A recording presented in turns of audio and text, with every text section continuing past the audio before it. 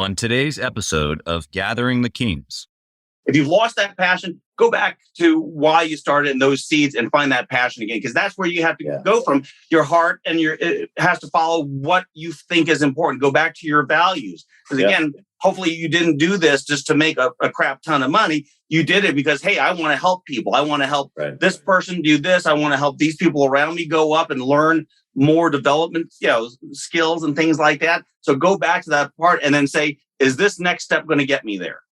You are listening to Gathering the Kings with Chaz Wolfe, featuring fellow 7, 8, and even 9-figure business owners who have real battle scars from business and life, but have prevailed as the king that they are designed to be. We welcome high-performing entrepreneurs to the stage in order to reveal the real of the real on what it takes to build a successful business today. We dissect the good and bad decisions they've made along the way that give a true and accurate picture of the journey of success and how you too can get there. Through this dialogue, you will learn the value of growing your network and surrounding yourself with power players and kings like today's guest. Grab your pen and notebook because we're about to dive in. Hey, what's up, everybody? Chaz Wolfe, Gathering the Kings. We've got Henry Kurkowski on the show today, and he literally talks about how he started in the wireless industry 20 years ago before Wi-Fi even started, and starting a business in that environment. And really the gumption that he got to do that all stemmed from winning some money on freaking Wheel of Fortune. You guys are going to love this pod. Jump in right now with your pen and paper, take some notes because he's got some good stuff here for you coming right at you. All right. What's up, everybody? Chaz Wolfe, Gathering the Kings. We've got Henry. Henry, say your last name for me. Welcome to the stage. Hey, thank you. It's Kurkowski. It's Kurkowski. Think of Captain Kirk riding a cow that's on skis. Bro, if you just look at the name, it says Kurkowski. I just should have just said it, Dude, thanks for being here. I really appreciate it. Can't wait to have this conversation with you. You're going to bring so much value here today to these folks listening. But tell us what kind of business you have, and let's get started with that. Well, right now I'm managing several businesses, but my main gig is Ewireless and One Wi-Fi.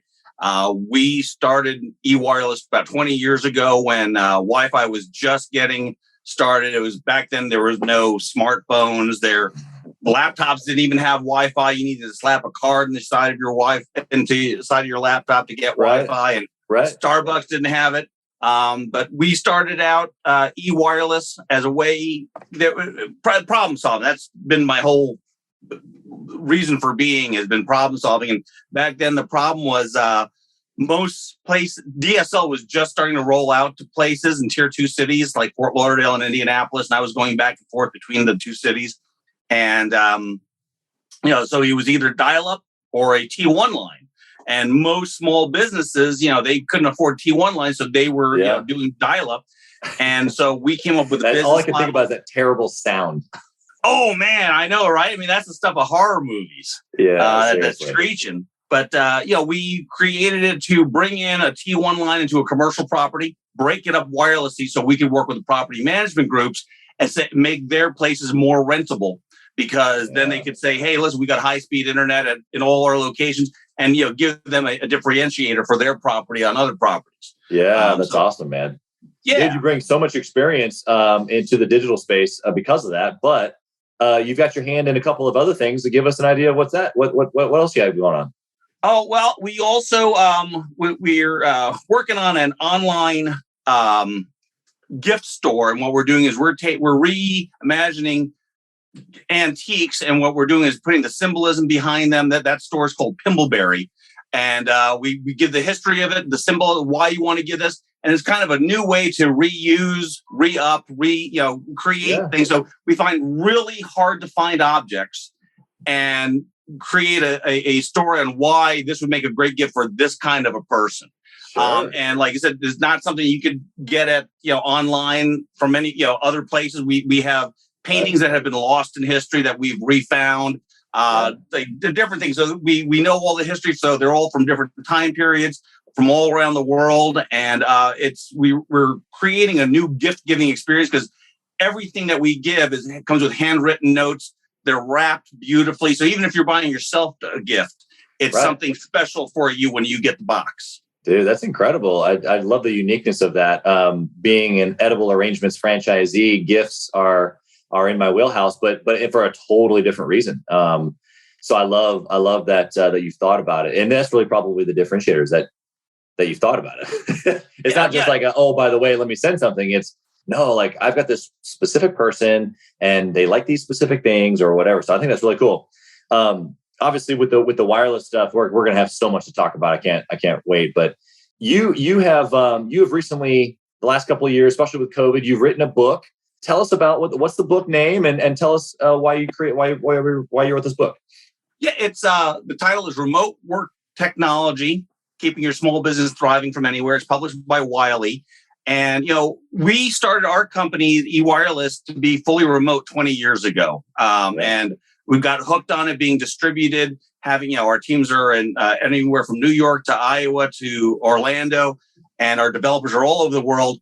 And so I've been working remotely for 20 years. When COVID hit and all these small businesses shut down, there was a lot of panic there. You saw in the news, all these people struggling with Zoom fatigue, burnout, isolation. Right. And I was like, man, if I had a better platform, I could, help some of these people out. And I wrote a couple of articles in Forbes about it, but I was approached by Wiley Publishing, and, I pitched them the idea for the book, and it was, perfect storm. So it was great timing. I interviewed people, business leaders across the nation during the shutdown, just a couple months into the shutdown, and they were telling me, all the things that they were going through, and things that they regretted, things that they would have done differently. When they went remote, one of the first things they did was, hey, nose to the grindstone until we push through this crisis. Right. And they were, everybody was, on board with that. Like scared to lose production, right? Exactly. Because they don't know, there are a lot of unknowns, and it's human reaction when, you're hit with a crisis and you don't know what's going on. You try and gather as much information, work as hard as you can, push through it. They didn't realize that what that was doing was actually creating burnout, creating feelings of isolation. And, they lost people during that shift because of the way that they were managing their people. And unanimously, everyone said, I said, what would you do different? They said, I would have been leading with more empathy. I would have taken notice of what my people how my people were struggling. They said, they had people that, are normally very well kept, look good, wearing fresh clothes every day. Then they suddenly saw them, there was a mess in their background. They weren't combing their hair. They were wearing the same clothes they wore yesterday. Those are all, now we realize those are all signs of people struggling, with something, burnout, things like that. And they weren't catching it because they were in such a control the crisis mode that they weren't keeping an eye on their own people. They were, so now it's instead of client first, it's employee first, because, at the end of the day, your employees are your brand ambassadors. Right. If they're miserable for whatever reason, your customers are going to be miserable. Totally. Yep. So you can tell when you walk into a restaurant or call a customer service department or whatever, and get that experience of someone who's experiencing burnout or they hate their job or whatever. So you're 100% right. Yeah. And I talk about it in the book, and I make it, about company culture. Like a lot of people don't know what a good company culture is, but you recognize a bad one right away. Cause like we've all seen, it's like a TV trope or a movie trope where somebody walks into a supermarket and it's nearly empty. There's a manager, in a glass booth, reading the newspaper. There's a cashier who's barely paying attention to the customer. There's a stock boy with earphones in, lazily putting crap up on the shelves. And, that's a sign of a bad company culture. The people are disconnected. They're not working as a team. It's a purely transactional relationship. They're there for X amount of hours to get X amount of dollars, and they don't care about the customers or the place of business. Yeah. Which is obviously the end result is not good. And so you've created this book, and I know that you've worked with some pretty high level folks in regard to this topic. And so I'm anxious to get into some of this stuff here with you as far as how you've been doing it in your own business. To kind of ask you a question that I always like to ask everybody near the beginning of the show. it's because at this level, you've done quite a bit, right? Like you managing multiple businesses. You've had this one business for 20 plus years. You didn't create Ewireless, but man, you were right there. The way that we've talked about it off air is just that, man, Ewireless was created and then boom, you guys took it to market basically in different ways. And so what keeps you pushing at this level? 20 years into this one business, you got all these other things we talked about going on, the book, all this interest that you got a lot of energy even now today talking on the podcast, but why? What keeps you moving and focused? I've had to do because of life. I've had to have that kind of reflection the past 2 years. Right? Haven't we all? Yeah. Right. And it's always have a higher purpose. I don't do anything for me, even if in my volunteer work and the groups that I work with, it's for a higher purpose to get to a greater goal. And it's about helping people. Even with, COVID, the shutdowns, our customers, a lot of them are restaurateurs. Right. A lot of times we were just listening to people and some of them were crying on the phone. Hey, I might have to take, close up. I might have to fire some people, let people go. Yeah. And those are the things, and so I feel I'm here to help people along their journey to their success. I've done that for another matter of fact, I've even taken a number of people in the past 10 years into my home that were homeless or didn't have a place to go and help them, paid for classes for them, bought them the right clothes so they can get job interviews, drove them back and forth so they can get a car. It's about helping other people go up. So it's not about, if it was trying to make me successful, I wouldn't be doing it. Right. I wouldn't have the drive for it, but I know I'm working towards a higher purpose and helping others become better, because I know that every person is like a universe into themselves. They're going to touch a bunch of other lives and help those lives get better. Yeah, the ripple effect is huge. Yeah, it's so I keep my little corner of the world a little better every day, and that's what I work on. Yeah, I mean, obviously that perspective is pure, and I think everybody naturally agrees with that. Do you think that has been something that you've grown in over the years, or has that always been close to your heart, of the greater purpose, helping others, that type of thing? I think it's always been it's something I've grown in. I think it was always a part of me, but I didn't recognize it for what it was till I got more mature. I mean, now I think I'm 52 now, and I forget. Time's irrelevant to me. Right. It's Wednesday. If you didn't know, Yeah, but when I was younger, I was like, well, what's driving? Because I would be, even when I was in my 20s trying to pay for college, I would get up, I would go work at a deli in New York from 5 a.m. helping make sandwiches and stuff like that for the worker crews. Then go to class at 10 o'clock. Then work as a cashier after school. So I've always been a hard worker. It's drilled into me. My father, I come from a military family.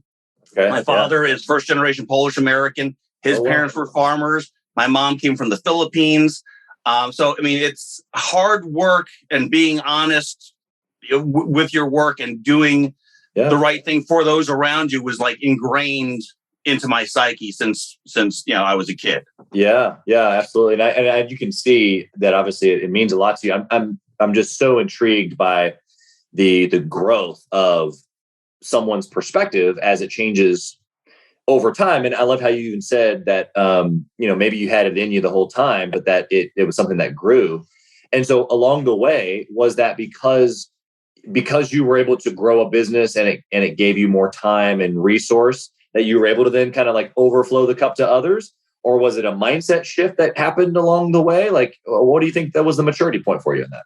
I think it was a mind shift along the way, and also having a diversity of people I was surrounded by. So, working as a volunteer in the arts in Indianapolis and other nonprofit organizations, because of my success in business, I was able to sit on boards and committees for some large organizations. And I'm sitting there next to the chief medical officer of Eli Lilly. I'm sitting there with the senior partners of certain law firms and things like that. And I'm thinking, hey, I'm just this poor kid from Long Island, and I'm sitting next to, because I don't have a college education. I couldn't swing it. So everything I've learned is self-taught. Yeah. And that can be intimidating when you are sitting next to people who are graduated from Harvard Business School, things like that, who have big degrees. But, I learned that, we're all equal, because we're all here working for this cause together, standing in the trenches side by side. Yeah. And it didn't matter, then I realized that they don't see me the way I kind of see myself as, as just this uneducated person. Right. So that you were a little bit more valuable in their eyes. That's why you were sitting at the table. Right. And then that made me realize, more of my self-worth and value that I bring, because I'm constantly thinking, oh, well, that was lucky it happened. Then I'm reminded by something, no, don't you remember you did this 2 months ago to set this up in motion and have this exact result come out. Yeah, exactly. I think that's so good. I think that we're just getting into some really good stuff here. I think that the listener who's paying attention right now, what they're hearing you say is that, first off, you have first generation parents from immigrant parents. And so you have a perspective of nothing, like literally nothing. And then on top of that, you have then been able to grow into this, what you call now this ability to have a higher purpose and press into the help of others. But along the way, I'm hearing you say that like it wasn't always like that. The self-worth of just thinking about yourself and not even maybe, chalking yourself up to the same standard that everybody else was around you. But because you surrounded yourself, it was able to bring yourself to a higher thinking, really. Yeah. It's also, I think being around different people, like I said, I tended bar and waited tables for 15 years in New York and South Florida. So even then, I was around, and it was in fine dining restaurants and things like that. So I was around people who were, important business people, celebrities, local politicians, things like that. So I was always felt comfortable in those spaces, but I never thought of myself of being at that level. And matter of fact, I kind of joke now, because when I was single in Fort Lauderdale, I'd meet somebody nice and they'd ask what I do for a living. Like, oh, I don't date waiters. I don't date bartenders. Oh, okay. So it's like, don't attach your self-worth to what you do, because it's really how you impact people is where your value lies. Totally. Yeah. And I think that you can break that all the way down to the employee level of your value, then obviously is based on the impact. Like they're attached. The impact that you bring is the value, which then obviously it all ties back to experience and probably all the things you talk about in your book. But let's jump into your entrepreneur journey here. When you started your company, or maybe it was before that, I want to know, where did business start for you? Was it something that how you grew up with your parents, or was it just you just decided to start this wireless business? Like, tell us about the beginning. Well, so kind of with my parents, because it's weird. If you didn't have two jobs, you were considered lazy. I know it's weird. I know that. I know that feeling. Single mom family over here. Oh yeah. So from that, but even have my own paper route as a kid. You worked completely on tips. So the nicer I was, the better my tips. The more efficient I was, the better my tips. Building a relationship with my customers, the better the tips. And then that went on to, waiting tables and bartending. But I think my real big experience of being an entrepreneur was I was working for a group of people on Long Island that owned 7 restaurants, and some of them were also nightclubs at night. And they had one that wasn't really doing well. I was like, hey, I got an idea for a nightclub. Let me take this over on just Sunday nights. And they did. They put some money behind it, and they paid for promotional materials. And I ended up having back in the day, it was if you made $12 a head or $15 a head per person coming through the door, you were doing great. I was doing $22, $23, $24 a head. So they saw the value. And then I was able to even they gave it to me for the rest of the week to run. They promoted it through some of their other nightclubs too, and brought in acts. I had RuPaul when she just started out having her thing. I had her at the club. Place was packed. People came from Brooklyn and the Bronx back, down to Long Island to the club to come see her and see what we were doing. So I think that was, one of my first real entrepreneurship, and it taught me about marketing, right? PR, things like that, and how to deal with vendors and everything. So, that was my first real foray into entrepreneurship. Yeah, I love that. I love that. I equate that to sales in my upbringing, right? Like multiple jobs. Yeah, that's fine. But I would have been stuck there doing the multiple job thing if I didn't think about sales or then eventually opening up businesses. But that track record that you're talking about, you get to learn the kind of like the pieces along the way. And then you realize later you just put them all together and you run a business, Yeah. So very cool. And then like I said, from there, I went to Fort Lauderdale, was waiting tables and bartending for a while. Then I had the idea of flipping houses. So I wanted to get my mortgage broker's license. But I was so stuck in that whole take home a couple of $100 every night, that's so addictive, sure. In that thing. And luckily I got on the Wheel of Fortune and won $16,000. What? I was able to get a nest egg. I know. I've done crap that I just fell into. It's amazing. And it came at like just the right time. And my friend Shannon is still pissed at me because I was just there to stand in line with her for the thing. And I was like hungover from the night before, and I'm sitting in this hot sun waiting to get in this thing, and they just happened to call my name. And then I ended up getting on the show. On the show, and made $16,000 from the show. Yeah, and that gave me a nest egg to go, confidence to say, hey, listen, I can quit waiting tables, quit bartending, got my mortgage broker's license. And then people in networking, one of my regular customers had I was going to do residential. He had a commercial finance place right across the street and said, I heard that you're going to get your mortgage broker's license. And like, hey, where are you going to hang your license? Like, I don't know. I haven't thought that far yet. It's like, come hang it at my place. Yeah. And then he took me under his wing, and it was a small boutique shop, but we were doing big loans. We were only 5 of us. And that made me fall in love with the idea of a more boutique company.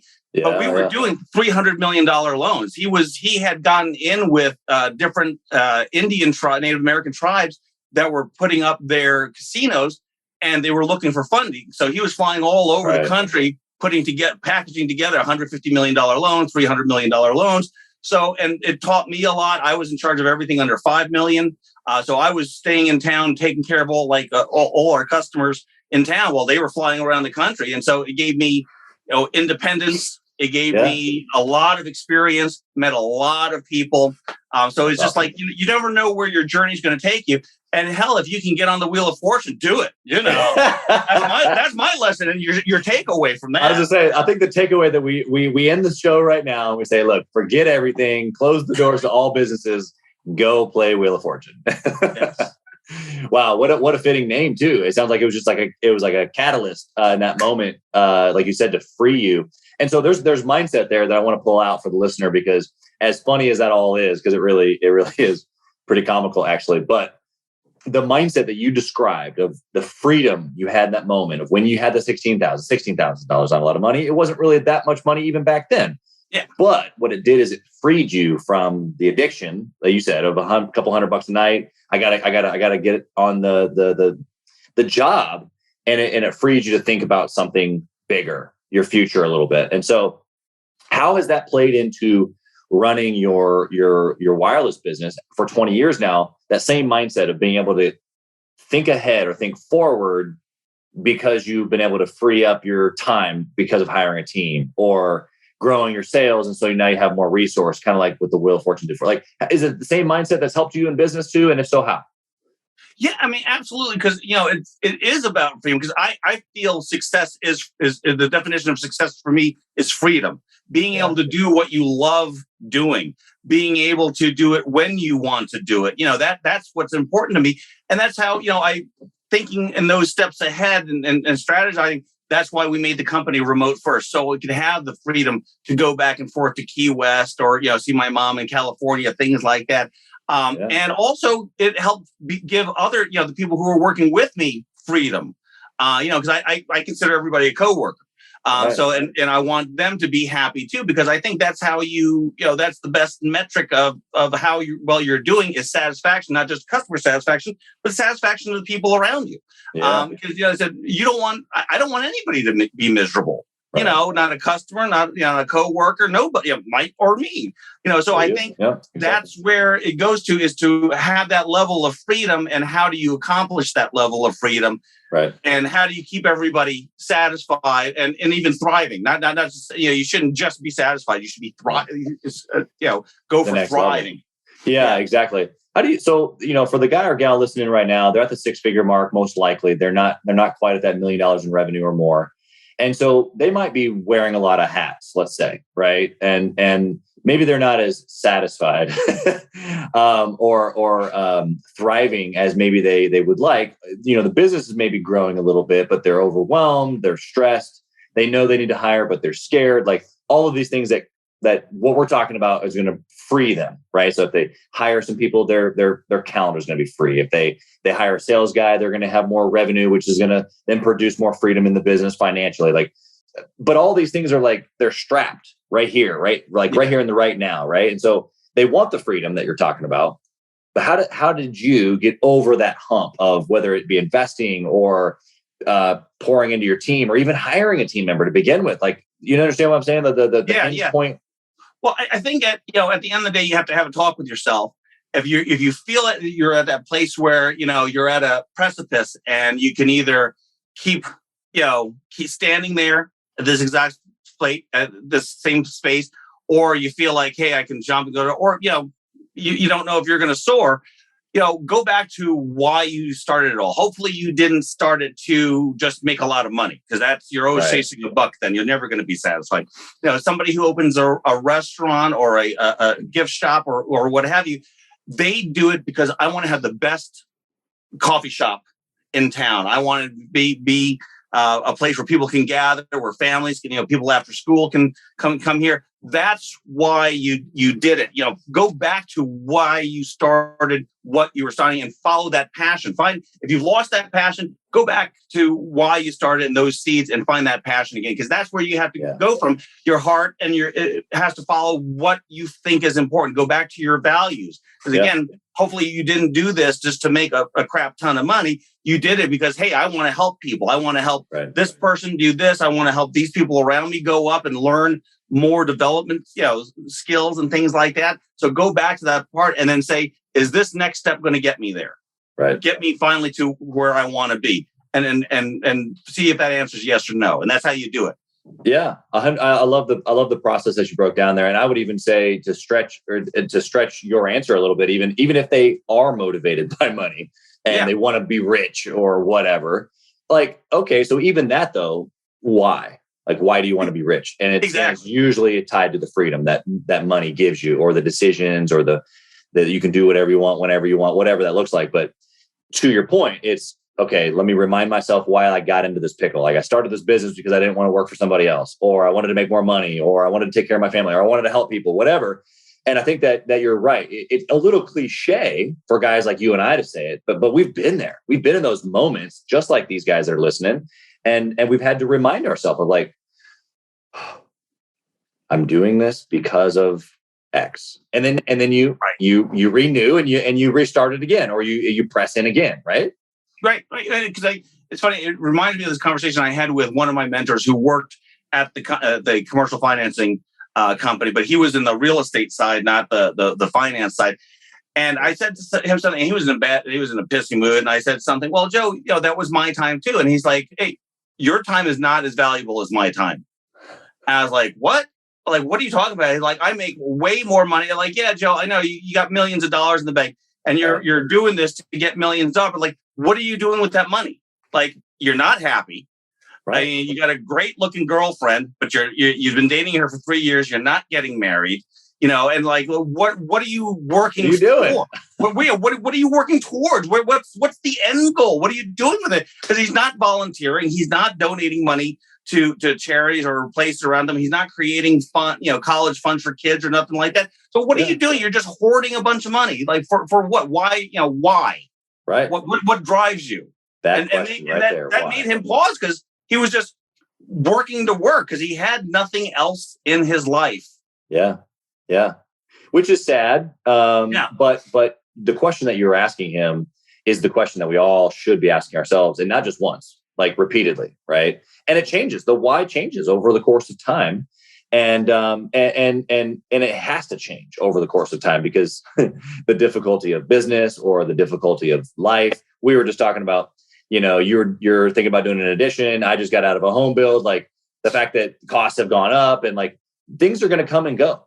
Difficult, smooth, easy, and we're going to need those moments to be able to, okay, I'm doing this because, or why am I even doing that? Sometimes you got to drill it down a little further even. So I'm really curious. I want to get into some decisions here. I'm big on decision making, and I'm big on where we are today is based on decisions we've made, good and bad.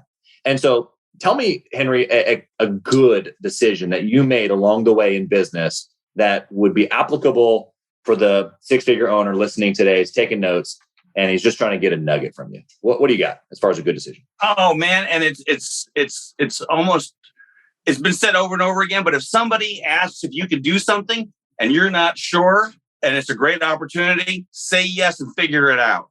Because we did that. We got a large franchise, national franchise, restaurant franchise. I'm not going to say the name. And we were rolling out Wi-Fi for them. A new senior VP decided that he wanted to mix it up at his company. And instead of allowing us to manage the rollout, he wanted all the different franchisees. And this is like 12,000 locations. He wanted all the franchisees to make the order on their own and decide when they wanted to get it done. But he wanted to make sure it was fully complete. The project was done by November. And I'm like, you wanted his cake and eat it too.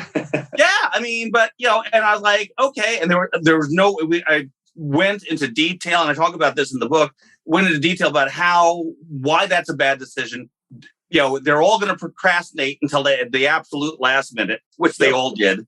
And that having 12,000 decision makers is a really bad idea when you're trying to get one project done. But we said, yeah, we can do it. And we figured it the hell out because we weren't set up that way. So we had to create an online system where they can order through there because usually we would say, hey, listen, we're going to do this section of the country, and we do because we work with the broadband providers too. Make sure that all the equipment's already set up before that. And, they wanted them to just have the franchisees decide whenever they wanted, as long as it was all done by November. And that was just 3 months. I'm like, man, that's going to be tough. But they're all going to wait till the last 2 weeks. Yeah, we said we could do it, and we figured it out. We ended up figuring it out. Yeah, I mean, the lesson there that you're sharing is first off, we're never going to always have it figured out, right? So whether it's a client request or just something new, like it's all right, just try it, see what happens. Yeah. And because you don't know, worst case scenario, it wouldn't have worked. But then you would have learned, right? And I bet you did learn a ton through that process. Oh, man, did we? Yeah. Yeah. Because we made in that process, we made a couple of bad decisions. And we hired a software company to create a platform for us that we could, allow 12,000 locations to order, get it billed, because this is a monthly service thing, figure out how to bill them. So we had to create all new things. And the software company that we hired did not live up to their promises. And so, halfway into this, we're like, we are jamming up here. Our accounting system's getting jammed up. Everything, everything's going wrong. The customers never saw this. Right. So we're kind but of it was a heyday on your end. Yeah. Oh, yeah. It's like the duck that, you see on the river. You never see how fast his feet are paddling underneath. He looks calm and smooth. So we rounded through, but that we had to switch software vendors halfway through and get a platform that was better, which means we also had to take all the data from the customers that had already ordered and switch it to this new system. So, that was a bad decision by picking a vendor that we didn't fully vet. To make sure that's the learning. Yeah, because they gave us we had a fear of missing out. We allowed that to take over control. There was the time crunch that we were having. So all those things came to create a bad decision. Yeah, would you say that's somewhat typical of just bad decisions in general, or like there's external factors pushing, speeding it up, or anything like that?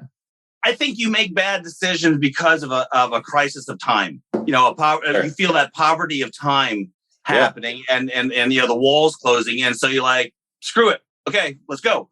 And that's the main thing. So if it's always good when somebody who's very heavily emotionally invested in an outcome to allow somebody else who is not to take a fresh look and say, that's a bad decision, or that's a great decision, or like, if you do this, watch out for this. So somebody who doesn't have that crisis of time, somebody who's not so emotionally involved in the outcome, let them come in and take a look. Yeah, I love that. One of my questions that sometimes I like to ask is a process, and you kind of just gave it to us, which is great. So I want to recap it real quick. But number one, your bad decision was vetting vendors. And so I think that shouldn't be just quickly overgone, because you're right. Sometimes we can make an emotional decision. In fact, most of our decisions are emotional based. But if we can slow down the process just a little bit and put some logic to it, especially with a vendor that you're going to be working with for a long term, and then even more so, to your point, if it's a vendor that's going to help you fulfill something for a client, even more of a reason to just spend the extra time and not let, like you said, the fear of missing out or the urgency of the moment, overtake. But what you said there is on the process of having other people take a look at it. I love that, because I do that same thing. But at the same time, too, I would say that, or maybe you can agree or tell me your history, but there are times where I've shared with someone who I know is not in the weeds, right? And I want their perspective because they're out of the weeds or out of the forest, if you will.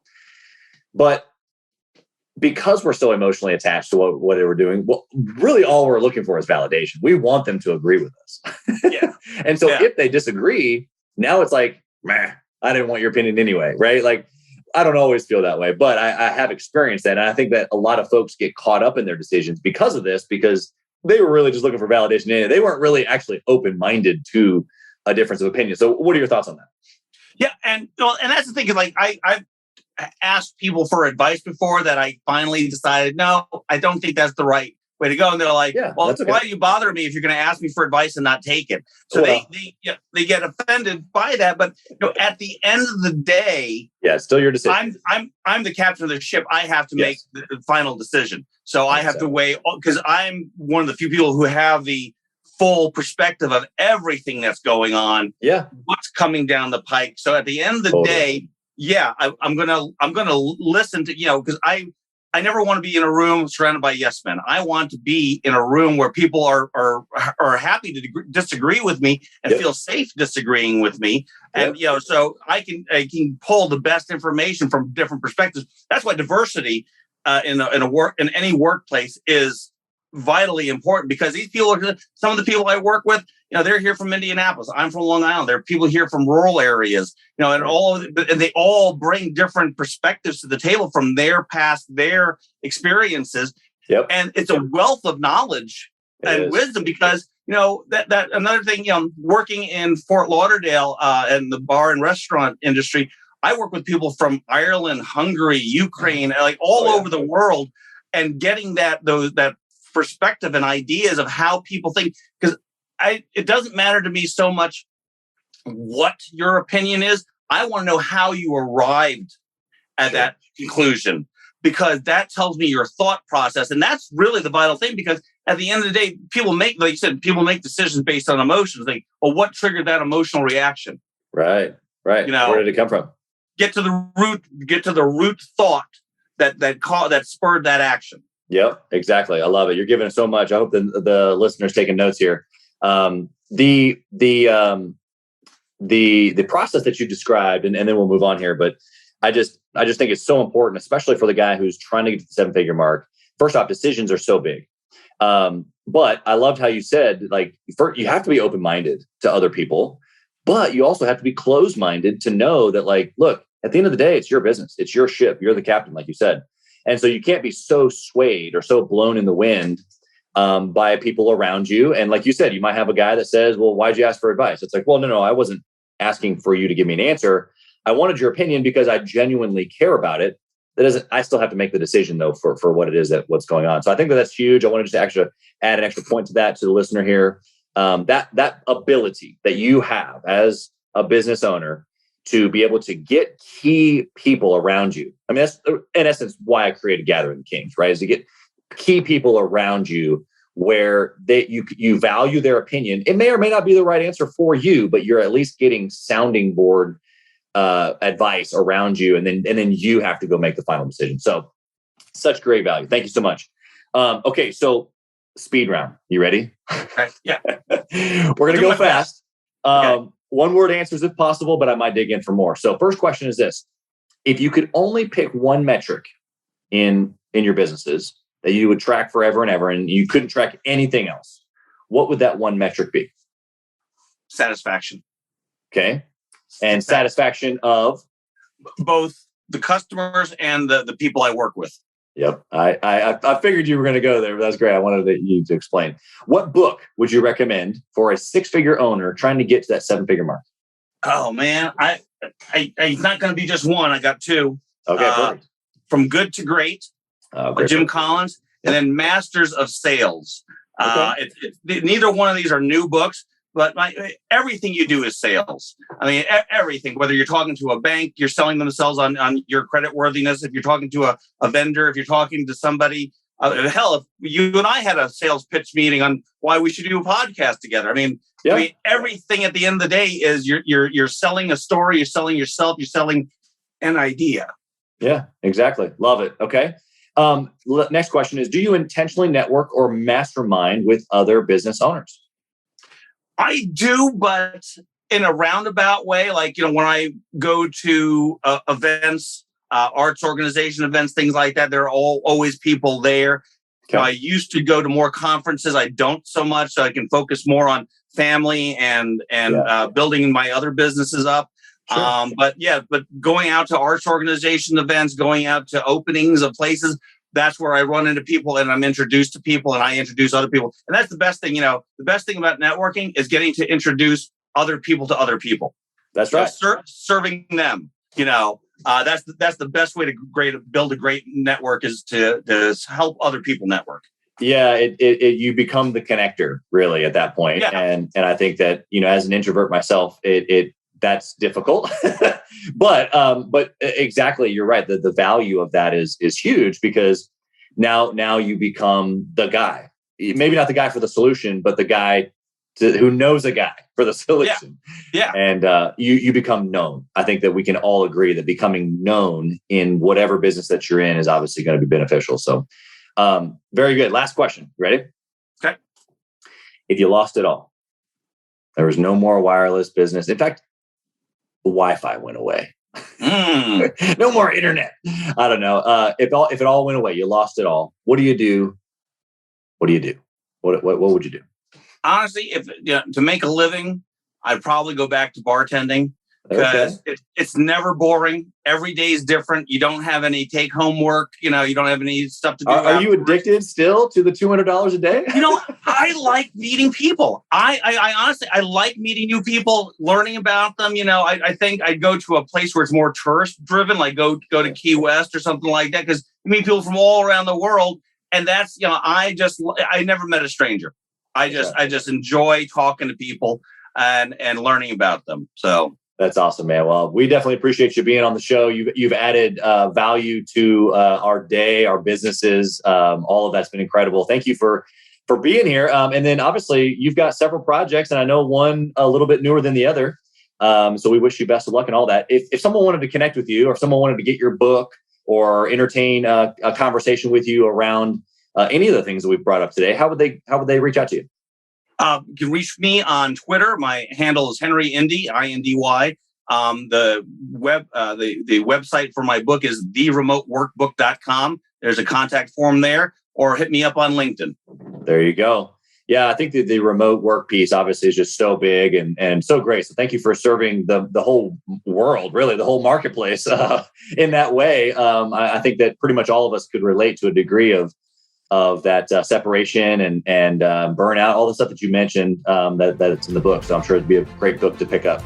Henry, we appreciate you, man. Thanks for being on the King stage, and we wish you best of luck. All right. Hey, thank you, Chaz. I appreciate you having me. Absolutely. Thanks for listening to Gathering the Kings. We hope you got a ton of value today and learned a thing or two about taking your business to 7 figures and beyond. If you desire more and want a community around you to help you get there, I want you to go to gatheringthekings.com. That's gatheringthekings.com. And I want you to apply for our next Becoming a King 90-day intensive. We are extremely exclusive by nature as a group. What that means is that we're really wanting only the entrepreneurs who take their business and targets super serious to apply. So if that's you, you think you got what it takes to level up your business, I want you to go to gatheringthekings.com and apply. And we will see you on the other side.